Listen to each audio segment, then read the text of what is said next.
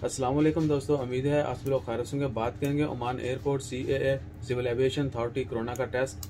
आज 26 मई है और सिविल एविएशन अथॉरिटी ने अनाउंसमेंट की है कि वो तमाम लोग जिनकी फ्लाइट ड्यूरेशन 8 घंटे से ज़्यादा है, बेशक ट्रांजिट है फ्लाइट का, वो 96 आवर पहले जो है कोरोना का टेस्ट करवा सकते हैं। यानी जिनकी फ्लाइटें 8 घंटे से ज़्यादा होगी, बेशक आपका कहीं भी स्टे है और मुल्क पहुंचने तक जो है आपको ज़्यादा टाइम चाहिए, तो वो 96 आवर पहले जो अपना 96 घंटे पहले जो अपना कोरोना का टेस्ट करवा सकते हैं। और ये भी कि वो तमाम अवानी लोग जिन्होंने पहले टेस्ट करवाया लेकिन उनका कोरोना का टेस्ट पॉजिटिव है, उसके बाद उन्हें क्वारंटाइन किया, तो उनको भी जो है बाद में ट्रैवलिंग की इजाज़त होगी। कोरोना का टेस्ट पॉजिटिव आने के बाद अगर आपने क्वारंटाइन कंप्लीट कर लिया है तो आपको ट्रैवलिंग की इजाज़त होगी, बाकी किसी के लिए ये रूल नहीं है।